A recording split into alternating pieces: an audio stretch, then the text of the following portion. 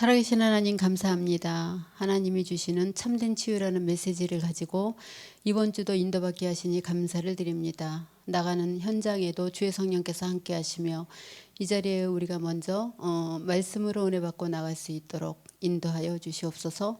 예수님 이름으로 기도합니다. 아멘. 오늘 말씀은 마가복음 3장입니다. 마가복음 3장 13절에서 15절 말씀입니다. 13에서 15절 말씀입니다. 찾으셨으면 한 목소리를 함께 읽겠습니다. 시작. 또 산에 오르사 자기가 원하는 자들을 부르시니 나아온지라.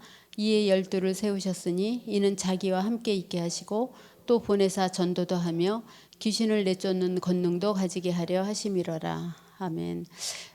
오늘 말씀은 주님이 원하시는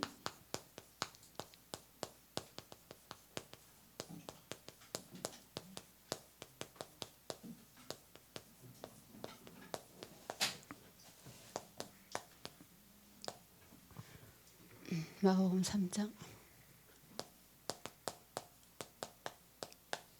주님이 원하시는 전도 제자입니다. 구원받을 자에게 언제든지 메시지가 준비되어져 있어야 되겠습니다. 그래서 전도 속에는 여러 가지 하나님의 계획이 있는데 우리가 메시지 준비를 어떻게 하느냐에 앞서서 먼저 가장 중요한 것은 강단을 통해서 매일 은혜를 받아야 되고 매일 응답을 누려야 된다고 하셨습니다. 매일 어떻게 응답을 누리냐. 오늘 본문 말씀같이 하나님이 나와 함께 있는 것 자체가 우리가 매일 응답을 누리는 겁니다. 내가 너와 함께 있기 위함이여 그랬습니다. 그래서 우리는 복음을 갖고 있기 때문에 강단을 통해서 맨날 응답을 확인하면 되고 함께 있는 그 사실만으로도 안 그러면 억지로 하게 되거든요. 또 전도도 하며 귀신 쫓는 권능도 있게 하려 하심이라. 그러면서 가장 중요한 것은 원하는 자들을 부르셨다고 얘기를 했습니다. 원하는 자들을 부르셨는데 제자 훈련에 가장 중요한 것은 우리의 주위나 집에 보면은 많은 문제와 사건들이 있습니다. 오늘도 뭐 현장에 가면 여러 사람들을 만나게 될 텐데 많은 사건들을 얘기할 거예요. 해결과 답이 뭔가만 생각하는데 그렇게 생각하는 것이 문제가 아니라 먼저 근본 문제가 근본적인 거를 이해를 해야 되겠죠. 근본 이해하는 게 중요하죠. 그래서 감사하게도 우리는 강단을 통해서 근본 문제에 대한 매주 이렇게 메시지도 나오고 이렇게 답이 나오고 있습니다. 그래서 근본 이해라는 말은 아주 중요한데 근본이 이해되어지지 않으면 사람들을 계속 이렇게 원망하고 그렇게 돼요. 그러니까 문제만 보고 사건만 보게 되니까. 근데 중요한 건 뭐냐면 하나님은 항상 응답을 가지고 기다리고 있다고 말씀을 하십니다. 어떤 응답이냐? 아주 좋은 응답을 갖고 있다고 이제 우리에게 미리 이제 이렇게 말씀을 하십니다. 근데 중요한 것은 뭐냐면 내 생각, 문제에 대한 내 생각이 문제예요. 그러니까 생각대로 많이 이렇게 판단을 해서 하게 되거든요. 그래서 중요한 것이 뭐냐면 무시기도가 중요하다는 거예요. 그래서 내 생각을 가지고 내 생각 속에 빠지는 게 아니라 무시기도는 왜 중요하냐? 내 생각을 초월하기 때문에 무시기도가 중요한 것 같아요. 아무나 무시기도가 되어지는 건 아니고 정시기도가 되어지는 사람들이 무시기도가 되어지겠죠. 신앙생활을 하지만 우리가 굉장히 실수도 많이 하게 돼요. 이런 실수 저런 실수 넘어지는 실수도 있지만 사람에 대한 실수도 하게 되잖아요. 실수도 많이 하게 돼요. 그렇게 될 때는 뭐가 가장 방해가 되어지느냐. 첫째, 말씀이 잘 안 들리게 돼요. 말씀이 잘 안 들리게 돼요. 그래서 말씀이 잘 안 들리게 되고 하나님의 일 속에 내가 하나님의 말씀에 리듬을 지켜야 되는데 리듬을 지키려면은 중요한 것이 뭐냐? 이것이 정시기도입니다. 우리가 정시기도가 되어진다는 것은 이제 그 의미를 좀 이렇게 잘 알면 되겠어요. 예배 드릴 때 하나님께서 반드시 굉장한 하나님께서 예배 드릴 때 우리에게 주시는 게 있는데 그것이 바로 우리에게 주시는 메시지예요. 하나님께서 나에게 주시는 메시지. 그래서 우리가 그 메시지대로 움직이는데 그래서 이제 메시지를 붙잡게 돼요. 그래서 말씀에 강단을 통해 우리가 매일 받는데 이때 무엇을 알게 되어지느냐. 예배를 드리면서 쭉 이어져 신앙생활이 이어져 나올 때 하나님의 계획과 하나님의 뜻을 알게 됩니다. 하나님의 계획이 어디 있지? 뜻이 어디 있지? 예를 들어서 이제 강단에서 내가 생각하지 못한 메시지가 선포되어진다. 근데 이제 그 메시지를 가지고 시험 내는 사람이 있고, 하나님께서 뭔가 이렇게 나를 깨닫게 하시는구나. 그렇게 생각하면 좋은데 저건 이제 나를 치는 말이야. 그렇게 생각하는 순간 이제 마음 문이 닫혀버리게 돼요. 그러면은 굉장히 있기가 좀 이렇게 곤란해지죠. 옮겨야 될까, 어찌해야 될까 그런 생각도 하게 되는데, 딴 데 가면 좀 나을까, 딴 데 가도 더해요. 딴 데 가도 뭐 이렇게 다른 것이 더 뭐 좋고 그런 건 없어요. 그러면 우리가 강단의 메시지를 들을 때 나에 맞춰 나의 수준에 맞춰서 듣게 되지. 그러니까 나에게 좋은 말만 하는 걸 강단이라고 생각을 하거든요. 때로는 하나님이 그러니까 목사님을 통해서 나에게 주시는 메시지들이 있단 말이에요. 근데 처음에 들을 때는 되게 속상하잖아요. 속상한데 계속 메시지를 듣다 보면은 하나님이 나에게 깨달으라고 저 메시지를 주셨구나. 그러니까 일주일 동안만 그냥 속 끓이다가 일주일 후면은 그게 싹 풀어지잖아요. 왜냐하면 일주일 후에는 또 새로운 메시지를 주시니까 먼저 메시지가 남아있지가 않는 거지. 근데 그 남아있는 메시지를 가지고 와서 그 다음 메시지를 들었는데 플러스 또 시험거리가 있는 거야. 그럼 또 플러스가 되는 거지. 또 그 다음 주에 하는데 또 있어. 그러면 계속 오면서 이제 메시지가 나에게 들리지가 않고 하나님의 뜻이 나에게 발견되어지지가 않는 거예요. 그래서 하나님의 계획과 뜻이 있어서 저 메시지를 통해서 하나님이 나를 바꿔나가시나 보다. 변화시켜 나가시나 보다. 그러면은 딱 좋은데 그렇지 않을 때는 내가 계속 내 마음을 앓게 되는 거죠. 이게 속상하기도 하고 그렇게 되는 것 같아요. 저도 이제 경험이 있기 때문에 이렇게 드리는 말씀인데, 그래서 그런 거는 빨리 내려놓는 게 좋은데 이게 또 일주일씩이나 가요. 이틀 만에 끝나면 좋은데 왜 가냐? 이것 때문에 생각할수록 신경질이 나는 거야. 생각할수록 화가 나. 근데 이게 그래서 빌립보서 4장에 보면 뭐라 그랬어요? 내 마음과 생각을 지켜주시는 분이라고 했어요. 마음과 생각을 하나님께 맡기지 못하니까 내 생각에 빠지니까 내 생각에 자꾸 이제 이게 시험 들게 되고 이렇게 그러는 것 같아요. 시험 들게 되고. 그러면 우리가 하나님의 계획이 이 안에 있고 하나님의 뜻이 있고 여기서 행복을 누려야 되는데, 그러면 하나님의 계획이 어떤지 우리는 무엇을 봐야 되냐? 현장 나가기 전에 하나님이 오늘도 우리에게 무엇을 보게 하실까라는 걸 먼저 붙들고 나가시기 바랍니다. 자, 불신자의 6가지 상태.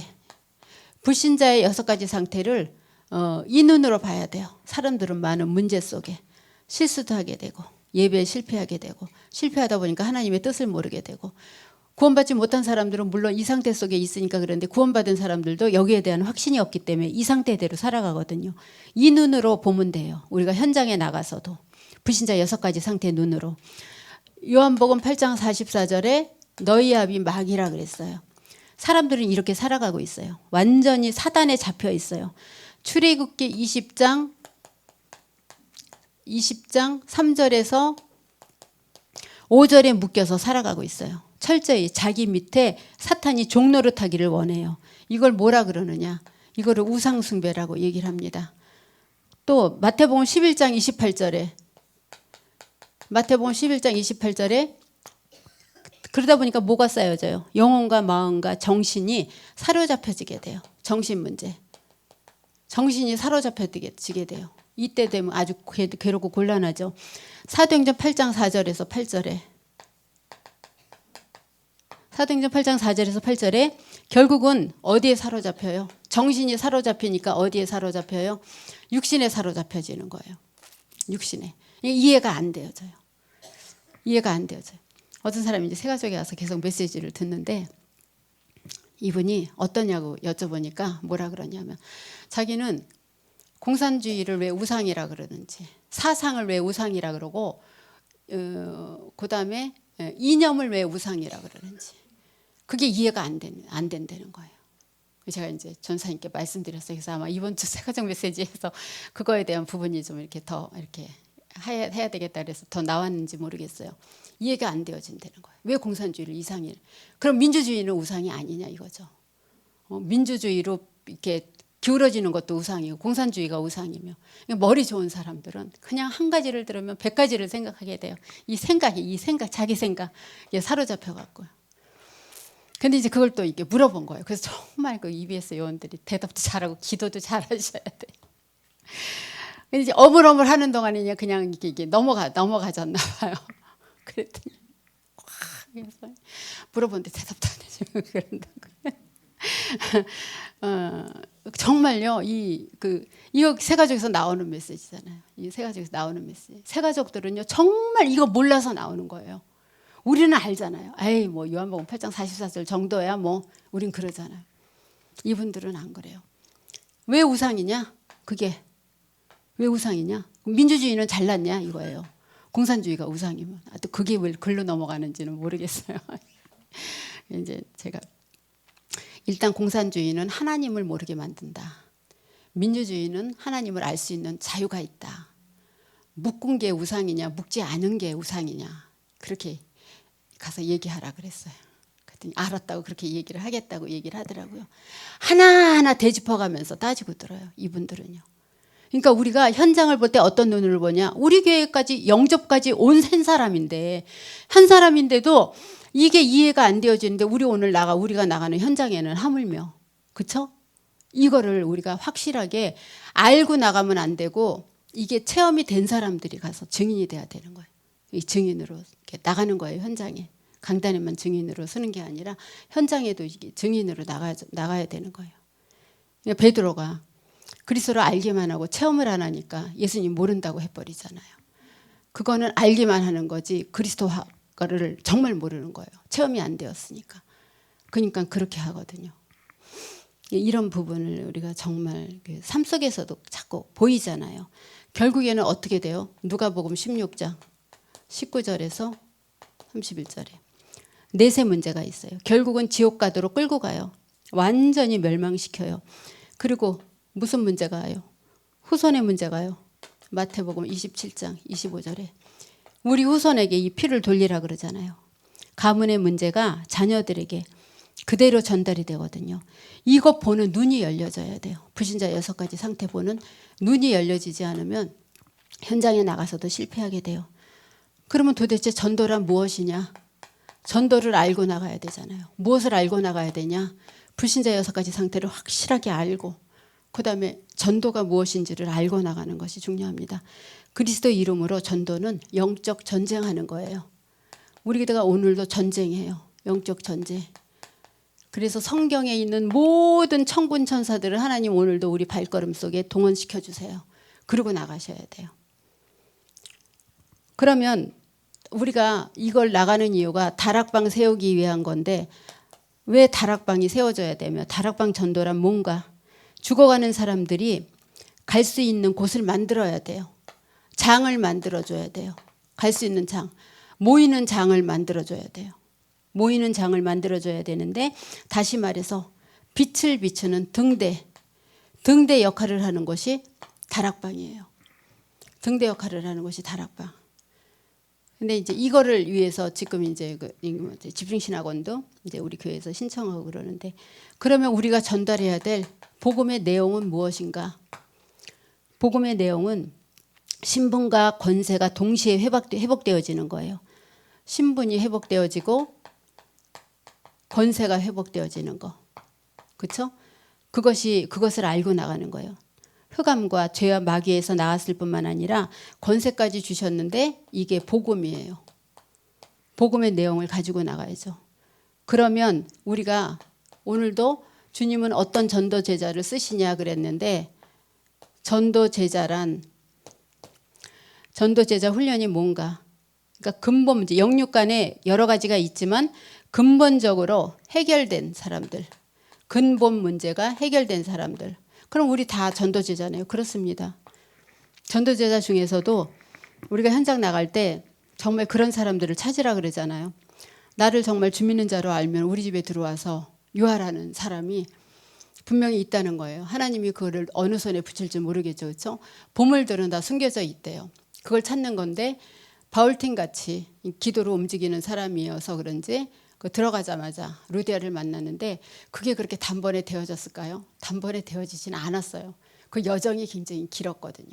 그러니까 우리도 마찬가지. 오늘 현장에 나가는데 하나님께서 어떤 팀에게 붙이느냐가 아니라 이걸 볼 수 있는 이것이 되어진 사람들한테는 하나님께서 보이신다는 거예요. 하나님께서 보이시는데 그렇게 3차라고 생각을 하면 돼요. 1차 전도여행, 2차 전도여행 가서 처음에 가서 서원에서 디모데를 찾았는데 두 번째 가니까 디모데가 많이 자라 있어. 바울이 바로 데리고 여행을 3차까지 하게 되거든요. 가는 데마다 디모데를 남겨놓고 나왔어요. 후속 사역을 디모데한테 맡겨놓고 나왔었거든요.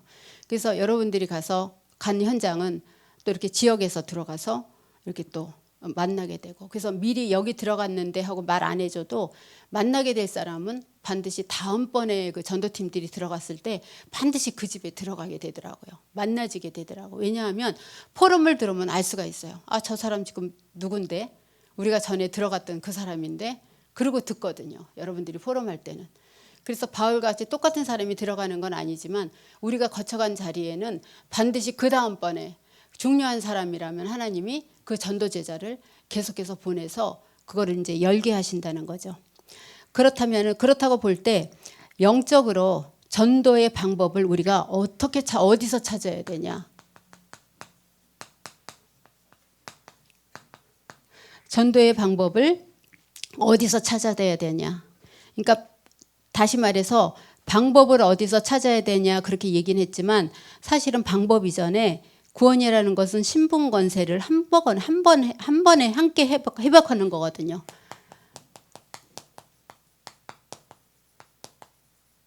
전도의 방법이라는 것은 방법 이전에 신분과 권세를 함께 회복시키는 건데, 다시 말해서 요한복음 1장 12절에 나가서 전도를 하시잖아요. 복음을 전하고 예수님을 그리스도로 영접할 때 그 신분이 회복되어지는 거거든요. 신분 회복되어지는 동시에 권세가 회복되어지는데 이것이 바로 전도라는 거예요. 이게 전도의 내용입니다. 복음 전하고 하나님 만나게 하는 거. 영적으로 생각하게 될 부분을 그거를 보고 뭐라 그러느냐. 치유라고 얘기를 합니다. 그 사람을 만나서 치유를 해줘야 되겠죠. 그래서 전도는 과거 문제가 회복되어지는 거. 과거를 치유해주고 현재를 치유해주고 미래 문제를 치유해주는 거예요. 지나갔다 끝났다. 그렇죠? 현재 괜찮다. 사단에게 속지 않으면 된다. 미래는 완전히 천국 갈 수밖에 없는 존재다라는 걸 얘기를 해주는 거. 그렇죠? 이것이 바로 전도입니다. 이 축복을 내 것으로 만들면 됩니다. 이 축복을 내 것으로 만들면 되는데 어떻게 내 것으로 만드느냐? 우리가 바꿀 것이 있습니다. 가지고 있는 것 중에서 바꿀 것. 가지고 있는 것 중에서 바꿀 게 뭐예요?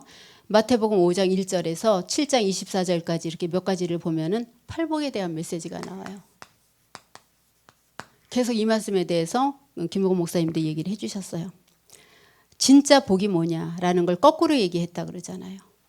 가장 우리가 붙들을 중요할 내용은 마태복음 6장 33절, 마태복음 6장 32절. 모든 것이 다 하나님 안에 있다는 거예요. 그러니까 염려하고 근심하지 말라는 거예요. 그 다음에 인간관계. 이것이 전도하는데 굉장히 많은 그 영향이 있거든요. 그래서 이런 부분들을 우리가 지혜롭게 인도를 받으면서 현장을 나가서 하시면 됩니다. 오늘도 현장에 이제 비가 와요. 우리가 생각을 바꾸면 돼요. 생각을 바꾸면 되는데 그런 거하고 상관없이 마태복음 6장 34절에 너희는 먼저 그의 나라와 그의 의를 구하라. 저한테 기도 제목이 많이 와요. 우리 교회는 아닌데. 근데 이제 주로 오는 기도 제목이 며느리하고 관계, 아들하고 관계, 돈 문제 그런 게 이제 특히 기도 제목이 오거든요. 처음에는 거기에 일일이 제가 답을 해줬어요. 그러니까 말씀으로 했어요. 이렇게 저렇게 얘기를 안 하고 말씀으로 했는데 나중에는 그러다 답답하더라고요. 우리 교인이면 어떻게 하라고 얘기를 하겠는데 여기는 안 그렇거든요. 그래서 제가 이제 안 보냈어요. 답장을 안 보냈어요. 그러니까 답답한 거야. 답답하니까 이제 기도 제목을 다시 정리를 해보라 그랬어요. 했더니 이제 나름대로 정리를 해주더라고요. 정리를 해줬는데 제가 이 메시지를 보냈어요. 이거하고 이거. 너희는 먼저 그의 나라와 그의 의를 구할 때 모든 것을 더해 주시겠다고 약속을 하셨는데 네가 지금 나한테 부탁한 기도 제목은 다 이 속에 있다.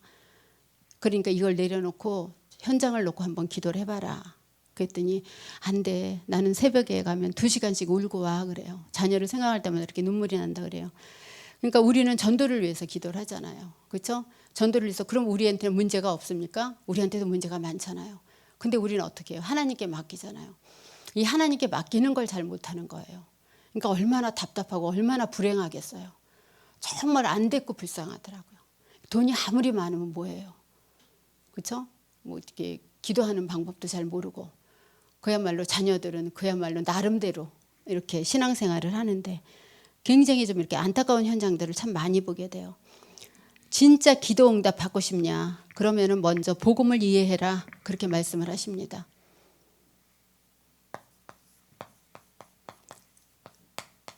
복음을 지금 이해하고 있는데 어떻게 더 복음을 이해하냐? 뭐라고 말씀하셨냐면 많은 사람들이 나를 얘기를 하는데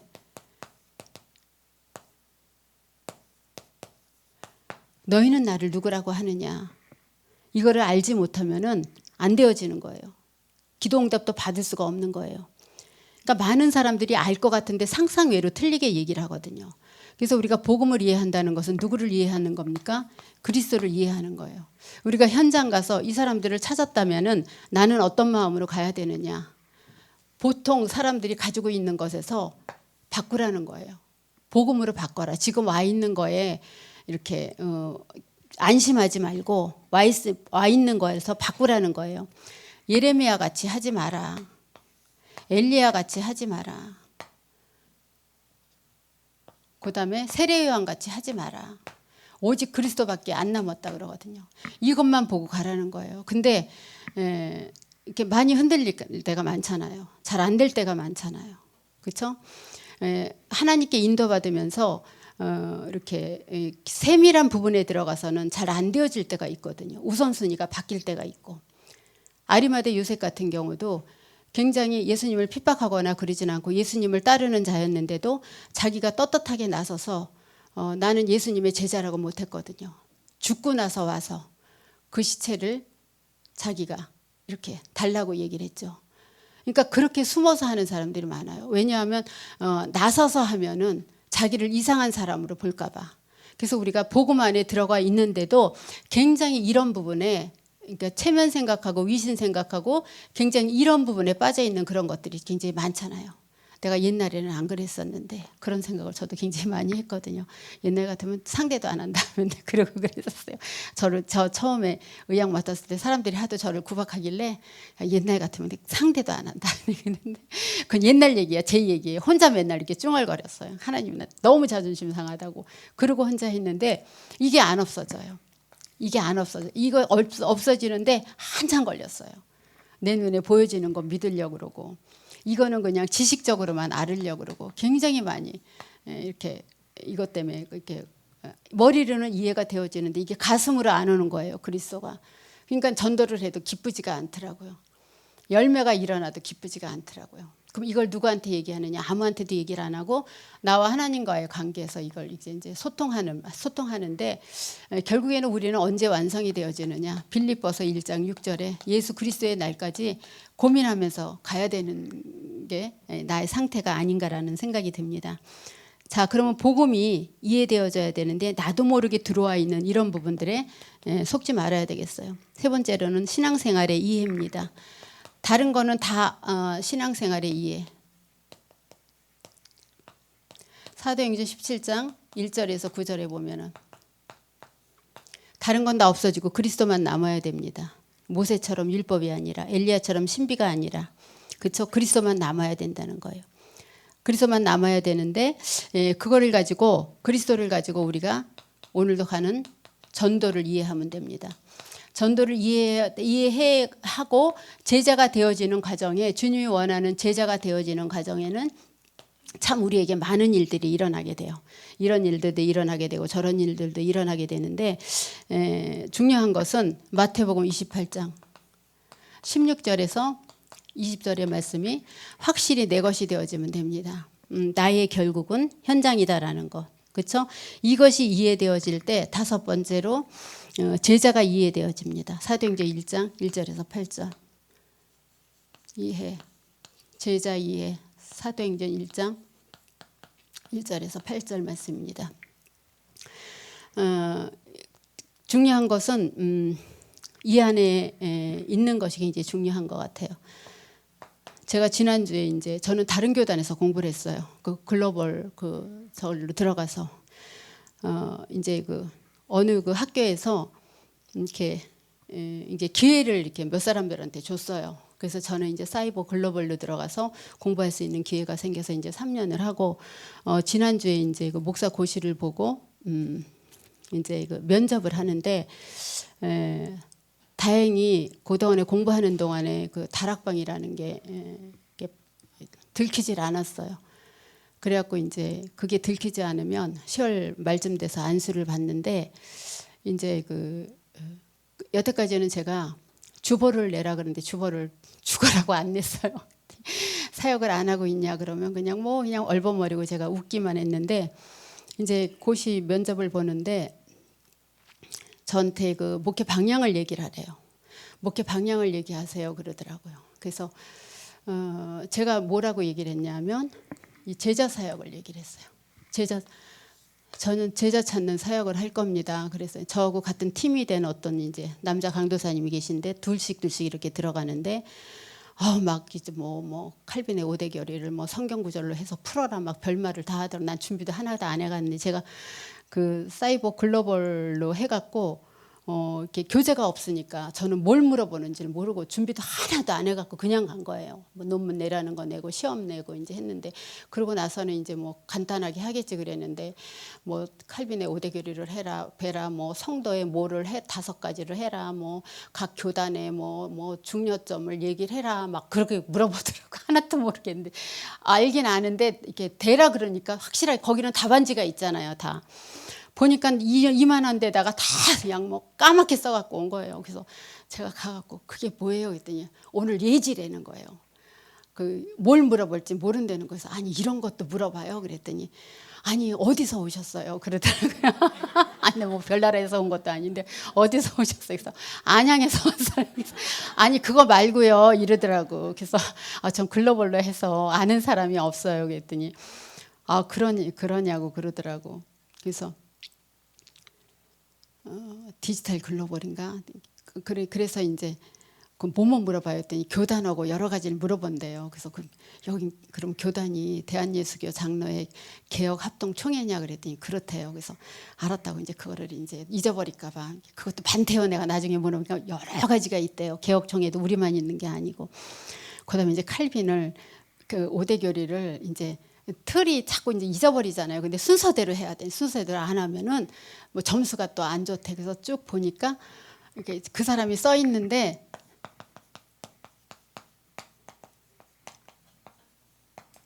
전무제불성이라고 해서 제가 얼른 봤어요. 이게 그래도 메시지를 계속 듣고 쓰다 보니까 이게 암기력이 있는 거예요. 나이가 있어도. 전적 타락, 무조건적 선택, 제한적 속죄, 불가항력적 은혜, 성도의 견인이라는 뜻이에요. 이게. 그래갖고 옆에 있는 사람 좀 잠깐만 달라 그러고서 5분 보니까 내 앞에 저는 11번인가 12번인데 90번 하고 있었거든요. 그때 전무제불성. 그랬더니 딱 앉으니까 물어보는 거예요. 거기는 이제 강도사거든요. 합동측이기 때문에 김정하 강도사 이거.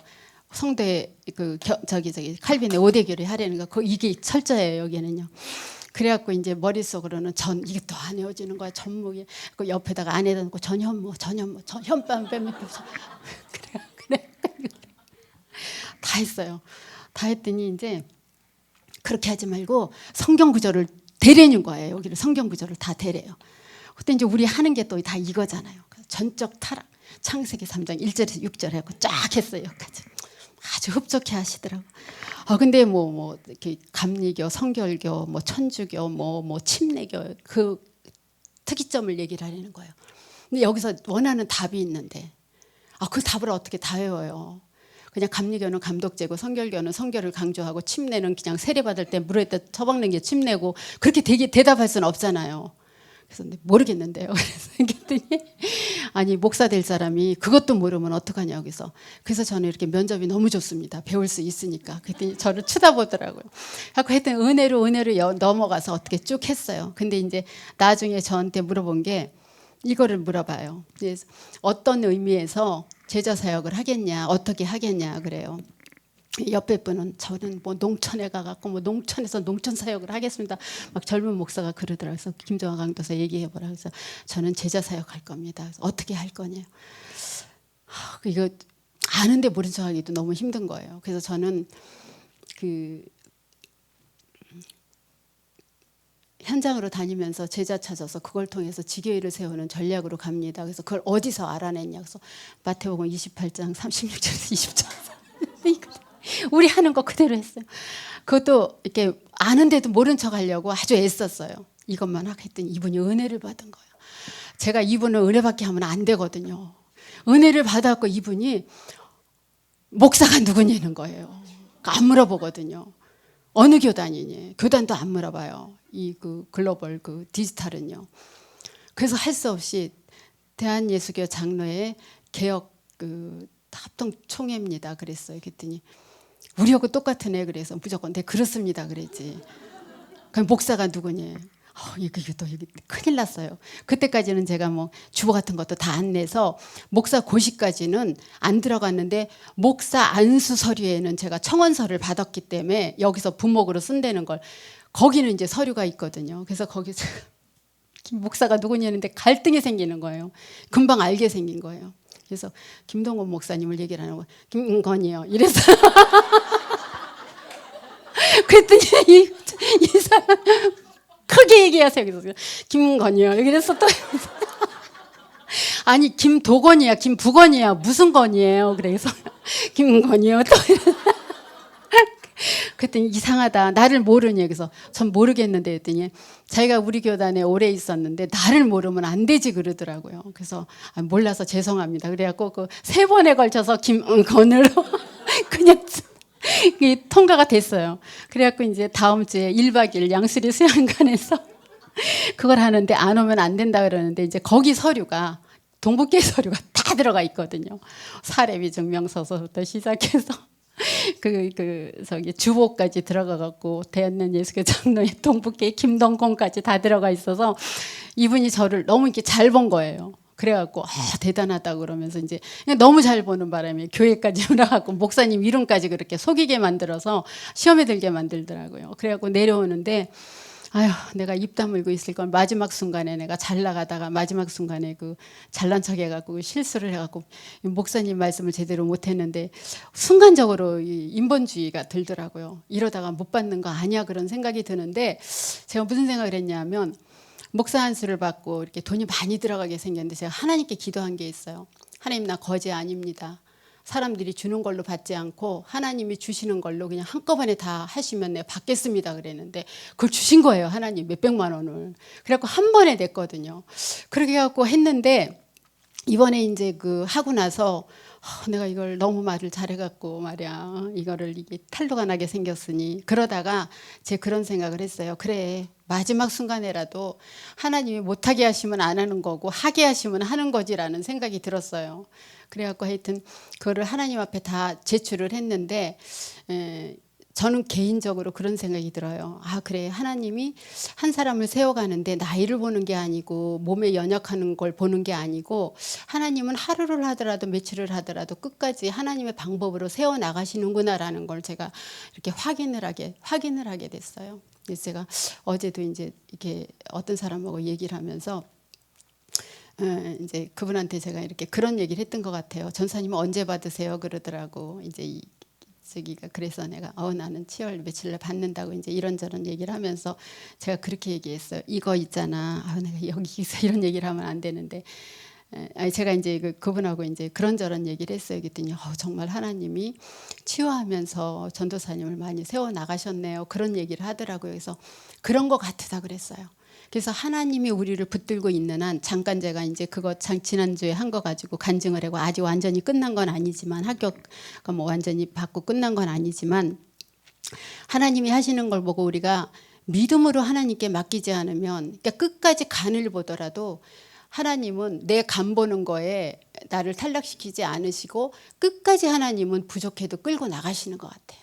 그런 걸 보면 내 생각하고 상관없이 하나님이 쓰시기로 작정을 하면. 그래서 우리가 인생을 살아가는데 여러 가지 일들이 있지만 어디 가서도 이렇게 증인으로 설 때 그 전도자하고 증인하고 이렇게 마음이 통하는 것이 굉장히 중요한 것 같아요. 현장에서도. 그래서 여러분들이 현장에 나가서 문을 여시는 분들도 보면은 항상 그것이 느껴져요. 아, 저분은 정말 증인으로 가서 저 사람에게 복음을 전하고 있구나 라고 생각하는 사람들이 반드시 시스템도 세워지고 제자도 일어나더라고요. 그래서 우리는 좀 부족하고 모자라지만 하나님이 우리의 부족하고 모자란 거를 채워가서 끝까지 우리를 전도자로 승리하게 하시는 것이 하나님의 방법인데, 우리는 오늘도 주님이 원하시는 전도 제자로, 제가 이 자리에 섰으면 제가 전도학교였으면 별 얘기를 다 해요. 강단했을 땐 제가 이런 얘기를 못 하거든요. 목사님이 왜 이런 못했다는 말을 제가 어떻게 하겠어요. 근데 전도학교는 이제 뭐 이렇게 편하게 생각하고 이렇게 제가 얘기를 하는데, 뭐 기도해 주셔서 감사하기도 하고, 오늘도 나가는 현장에 정말 하나님이 하시는 일들이 우리 권사님과 또 장로님들과 우리 성도님들 속에 기도한 것대로 그대로 이루어지고 인도해 나가실 겁니다. 기도하겠습니다. 하나님께 감사합니다. 하나님, 오늘도 하나님이 주시는 힘을 가지고 현장에서 승리하게 하시며 우리에게 영적 서밋이 될 뿐만 아니라 정말 하나님이 원하시는 전도제자가 되기에 부족함이 없도록 역사하옵소서. 다윗의 고백같이 여호와가 나의 목자이심으로 사망의 골짜기에서도 두려워하지 않는 다윗의 믿음을 우리 모든 전도자들이 회복하게 하시며, 어디서나 어려움을 당한 모든 사람들이 또 아버지 하나님 우리에게로 몰려드는, 요즘 유 목사님이 하시는 그런 우리 자신들이 먼저 플랫폼이 될 수 있도록 주의 성령께서 역사하옵소서. 예수 그리스도의 이름으로 기도합니다.